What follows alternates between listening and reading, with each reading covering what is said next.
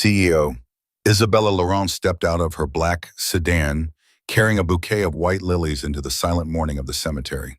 This was the only day each year she returned, the anniversary of her father's death. But as she approached the familiar headstone, she froze. A man in worn work clothes was already standing there. His shoulders were shaking. He didn't speak. He didn't pray. He just cried.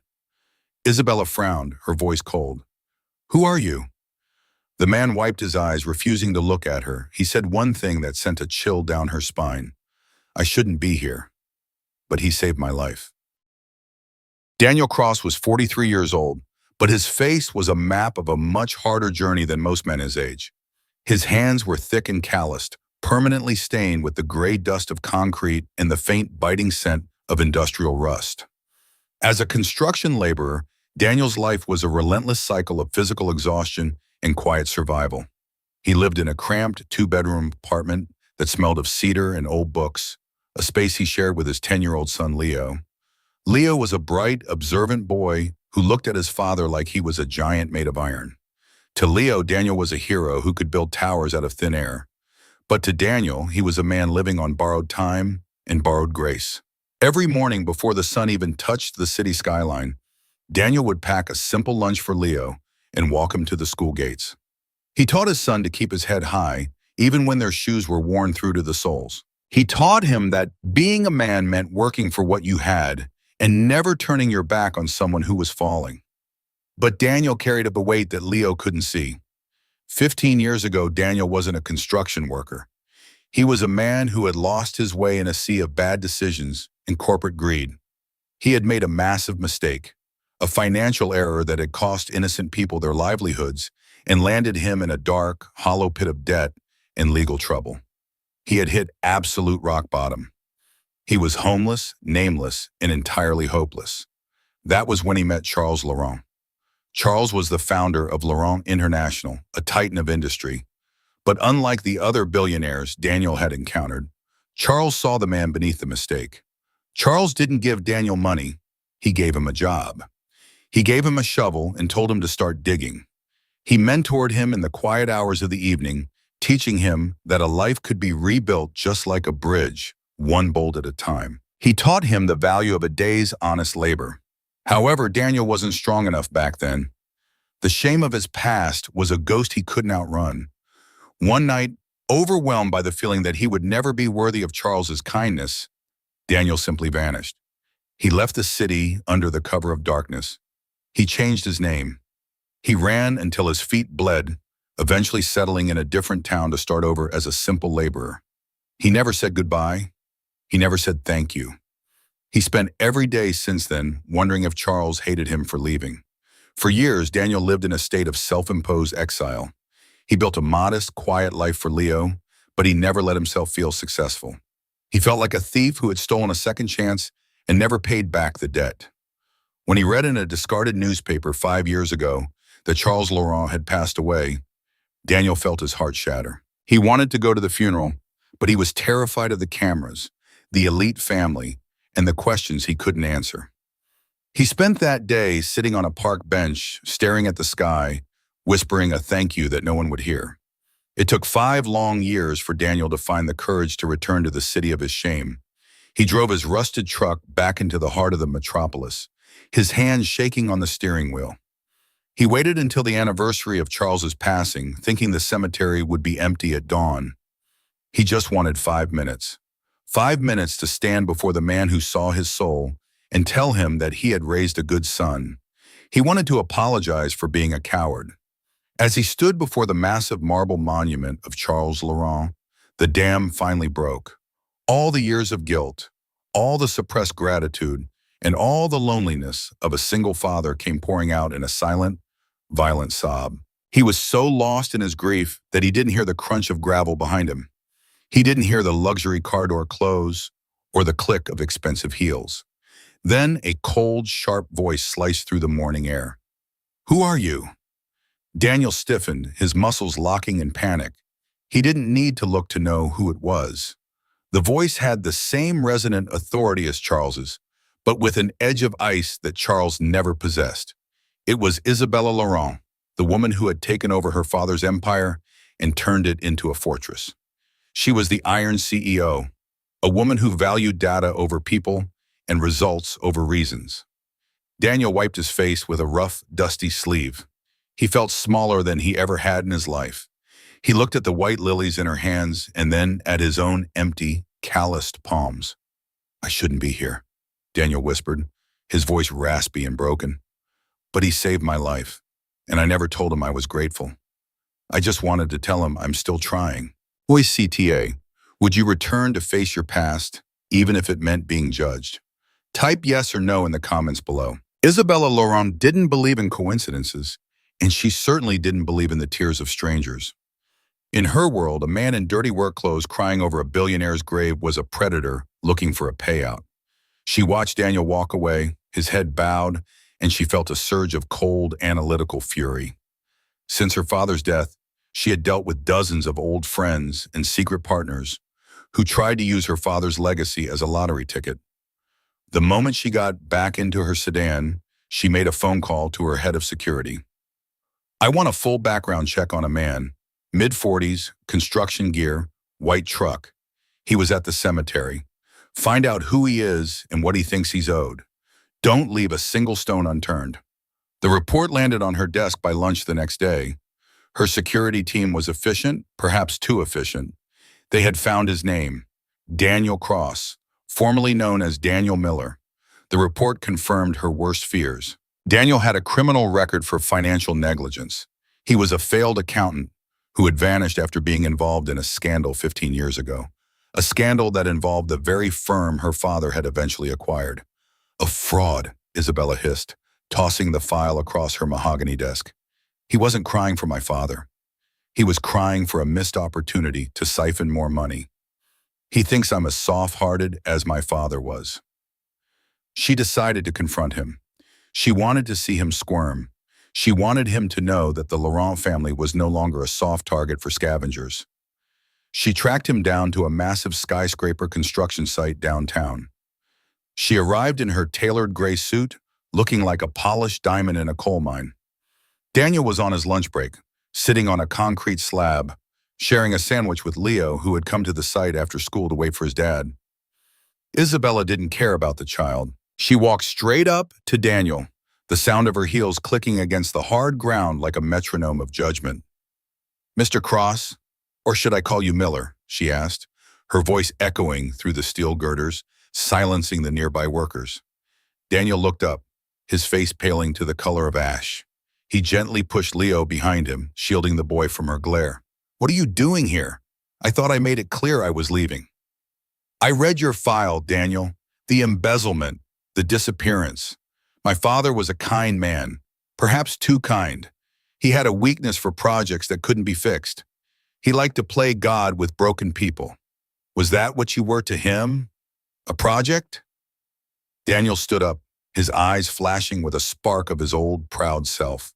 "Your father saw a man who had made a mistake and wanted to die. He gave me a reason to live. I never took a cent from him that I didn't earn with a shovel or a hammer. I was his employee, not his charity." "Then why run?" Isabella challenged, stepping closer until she could smell the dust on his skin. "Why vanish if you were so grateful?" "I'll tell you why. Because you were waiting for the heat to die down. And now that he's gone, you think you can come back and tell his daughter some sob story to get a check. Well, look at me, Daniel. I am not my father. I don't believe in second chances for thieves." The humiliation was absolute. Daniel's coworkers were staring, whispering. Leo was looking at his father with wide-eyed, terrified eyes, seeing his hero being attacked by a woman who looked like she owned the sun. Daniel felt the gray dust of the construction site clogging his throat. He realized then that to Isabella he would always be a criminal. He wasn't a father trying his best. He wasn't a man who had reformed. He was just a line of bad data in a negative report. "I don't want your money, Isabella," Daniel said, his voice trembling with a quiet, powerful dignity. "I wanted to say thank you to a man who is no longer here to hear it. That's all. Now please leave my son out of this. He doesn't need to hear your poison." Isabella looked at Leo for the first time. The boy was clutching his father's work vest, his eyes filled with a defensive, fierce love. For a split second, Isabella saw a reflection of herself 20 years ago, the way she used to hold her father's hand when the world felt too big and too cold. She felt a twinge of something uncomfortable, a phantom pain in her chest, but she pushed it down with the ruthlessness that made her a CEO. "Stay away from the cemetery, Daniel," she said, turning on her heel. "If I see you near my father's grave again, I will have you arrested for trespassing and harassment. Consider your debt to this family canceled. Don't come back." As she drove away, she looked in the rearview mirror and saw Daniel kneeling down in the dirt to hug his son. She told herself she had done the right thing. She told herself she was protecting her father's memory from people who would tarnish it. But the image of the crying man at the grave wouldn't leave her mind. There was a raw, guttural honesty in his grief that didn't match the shrewd fraud she had built in her head. She felt a growing, nagging doubt that perhaps she was the one who was missing the real data. Whose side are you on? The suspicious CEO or the misunderstood dad? Type Isabella or Daniel in the comments. The doubt stayed with Isabella for weeks, growing like a fever. She found herself unable to focus on the multi-billion-dollar merger that was supposed to be her crowning achievement. She began to spend her evenings in her father's old study, a room she had kept locked since the funeral. She sat in his chair, surrounded by his journals and old leather-bound files. She was looking for a mention of Daniel Cross, but she found something far more disturbing. Deep inside a hidden compartment of her father's desk, Isabella found a small, hand-bound ledger. It wasn't a business ledger for Laurent International. It was a list of names, hundreds of them. Beside each name was a dollar amount, but the columns weren't for profit or investment. They were labeled restoration. She realized with a jolt of shock that her father had been secretly funding the rehabilitation of people the system had discarded. The felons, the bankrupt, the broken. He had been paying for their legal fees, their medical bills, and their children's education in secret. She turned to the section under C and found it. Daniel Miller, Cross. Underneath his name, her father had written in his messy, elegant scrawl, "A brilliant mind broken by a single lapse in judgment. He thinks he is a thief, but he is just a man who forgot his own worth. I will not let him sink. He has a son coming, a boy named Leo. I will ensure that if Daniel falls again, the boy has a safety net. Daniel is not a project. He is a reminder of who I could have been if I hadn't been born with a silver spoon." Was the hidden philanthropy. Isabella realized her father's wealth wasn't just built on steel and glass. It was built on the quiet, anonymous salvation of souls. He wasn't soft. He was intentional. Was even more personal. Isabella checked the bank transfer dates.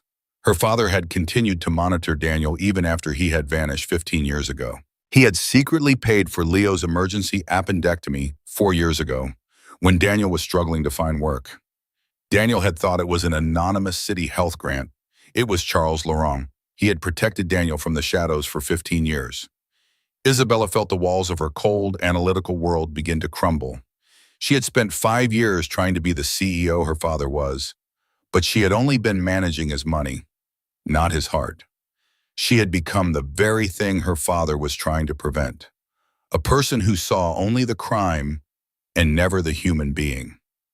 She drove back to the construction site that evening, but Daniel was no longer there. He had been fired immediately after her visit.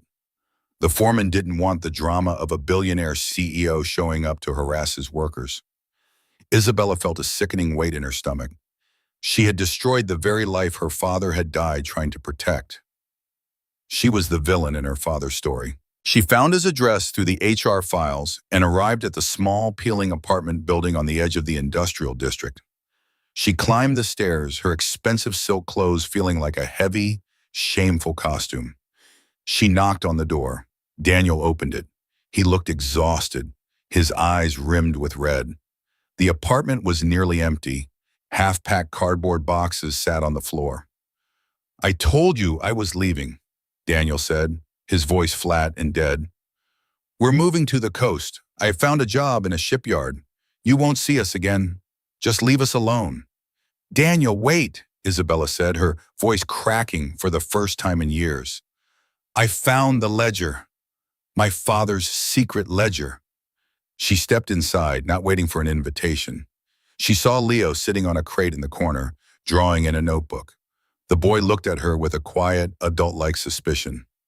My father didn't just save your life, Daniel, Isabella whispered, sitting on a rickety wooden chair. He lived for people like you. He told me, he wrote in his journal that I shouldn't become like him. I never understood it until today. I thought he was talking about his mistakes. He was talking about his loneliness. Daniel sat down across from her, his anger slowly giving way to confusion. What does that mean? He meant that he spent so much time saving the world from the shadows that he forgot to teach his daughter how to be part of it. He was afraid I would value the empire over the empathy. And he was right.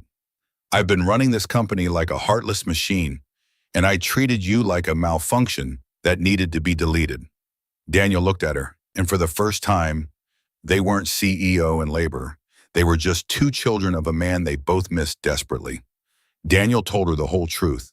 He told her about the mistake he made, how he had tried to help his sick mother by borrowing funds he couldn't replace. He told her how Charles had caught him, but instead of calling the police, Charles had sat him down and asked, "How is your mother? Does she have enough medicine?" He taught me that my mistake was a moment, not a life, Daniel said. But when he died, I felt like the only person who truly believed in me was gone. I came to the grave to tell him I was sorry for running away when he was alive. I was too ashamed to let him see me as a common laborer. Daniel leaned forward, his eyes wet. Isabella, there's something you don't know.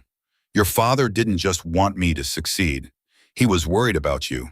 The last time I saw him, right before I fled, he told me, if my daughter ever finds you, if she ever comes looking for the people I've helped, don't let her become like me. Don't let her become a hero who lives in a palace of loneliness. Tell her to find the people, not the prophets. Isabella felt a freeze moment that stopped her breath. The Iron CEO finally broke. She realized that her father's greatest restoration project wasn't Daniel Cross, it was her. He had left Daniel as a breadcrumb, a way for Isabella to find her way back to her own humanity. He knew that one day she would see a man like Daniel and be forced to choose between the cold report and the warm reality. I'm so sorry, Daniel, Isabella sobbed, covering her face with her hands. I've been so blind. I destroyed your job. I'll fix it. I'll fix everything. Do you think Isabella can truly change after discovering the truth? Type change or stay in the comments. A few days later, Isabella returned to the construction site. She didn't come to harass anyone this time. She came to offer Daniel his job back, but not just as a laborer. She wanted him as a consultant for her new Laurent Foundation, a dedicated wing of the company that would continue her father's secret work in the light of day. But as she arrived, the air was filled with the sound of sirens and the frantic, panicked shouting of men. A support beam on the third floor had buckled under the weight of a misaligned crane. The site was a mess of twisted metal, falling concrete, and thick dust. In the chaos, she saw Leo. The boy had been waiting for his father near the entrance, and he was now paralyzed with fear as a stack of heavy lumber began to slide from an overhead crane directly above him. Leo, run! Isabella screamed, her heart leaping into her throat. But the boy was frozen, his eyes locked on the falling wood. Before Isabella could even move her legs, a shadow blurred past her. It was Daniel. He didn't think about his legal record. He didn't think about the CEO watching him. He didn't think about his own safety. He threw himself across the dirt, tackling Leo and shielding the boy with his own body, just as the lumber crashed down with a deafening thud. A massive wooden beam struck Daniel across the back, pinning him to the ground while Leo remained untouched beneath him. Dad! Leo shrieked, crawling out from under his father's protective embrace. Isabella was the first one there. She dropped to her knees in the dirt, her expensive silk suit tearing as she tried to lift the heavy debris. Call 911! Get the medics! Now! She roared at the frozen foreman. Daniel was pale, his breathing shallow and ragged. He looked up at Isabella, a faint pain smile on his lips despite the blood. Is Leo okay? He's fine, Daniel. You saved him. You're a hero. Just stay with me. Isabella pleaded, tears streaming down her face. She took his hand, the rough, calloused hand of a worker, and held it tight against her chest. For the first time in her life, Isabella Laurent was caring for a person without thinking about the PR, the legalities, or the cost. She stayed with him in the ambulance. She stayed with him through the long, agonizing hours of surgery. She sat in the sterile hospital waiting room with Leo, holding the boy's hand and telling him stories about how his grandfather would have been so proud of him.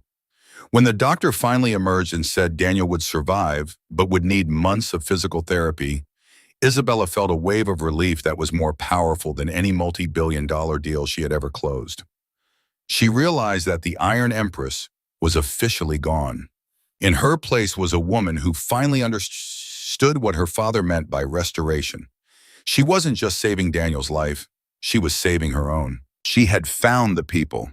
Do you believe everyone deserves a second chance, no matter their past? Type yes or no. 1 year later. The Laurent International headquarters looked exactly the same on the outside, a gleaming glass tower of corporate power. But on the inside, the heart of the machine had changed. Isabella had dismantled the morality clauses and the surgical margins. The company was now the leading employer for reformed workers and single parents in the country. Daniel Cross sat in a bright, modern office on the 45th floor. He wasn't a technician or a laborer anymore. He was the director of outreach for the Laurent Foundation. He still wore his flannel shirts to work, but he didn't have to hide his name or his past anymore. Leo had a scholarship to the best school in the city, and every weekend, the boy could be found in the office library reading about engineering and space. One morning, Isabella walked into Daniel's office. She looked different. The sharpness in her eyes had been replaced by a quiet, observant warmth. She didn't look like a woman afraid of being soft. "Ready to go?" she asked. Today was the anniversary again, but this time they didn't go in separate cars. Isabella, Daniel, and Leo walked into the cemetery together, a family bound by a secret and a shovel. They stood before Charles Laurent's grave. Isabella placed a fresh bouquet of white lilies on the marble. Then she stepped back and looked at Daniel. Daniel knelt down and placed a single small stone on the headstone, a traditional builder's mark of a job completed. "We're taking care of them, Charles," Daniel whispered. "The empire is in good hands. Your daughter is the best of us." Isabella looked up at the sky, feeling the warmth of the sun on her face. She realized that her father hadn't died and left her a company. He had left her a family and a mission. He had used his last breath to ensure that his daughter wouldn't live in a palace of loneliness. As they walked back to the car, Isabella realized the greatest truth of all. You can't change the mistakes of the past, but you can use them as the foundation for a better future. The CEO and the single dad weren't strangers anymore. They were the keepers of a secret that the world finally knew, that the strongest structures aren't made of steel or glass, but of mercy and second chances. You can never change your past, but you can always choose how you face it. A good person is not someone who has never made a mistake. A good person is someone who has the courage to return and make things right. Isabella Laurent thought she was honoring her father by being strong, but she only truly honored him when she learned to be kind. Don't judge a person by the dust on their clothes or the scars on their record. Sometimes the person you think needs saving is the very person who will show you how to save yourself. If you believe that the most powerful stories start with the people we misunderstood, comment respect below. Subscribe to Iron Dad Stories for more powerful, heart-touching stories about everyday heroes who remind us what truly matters. Thank you for watching.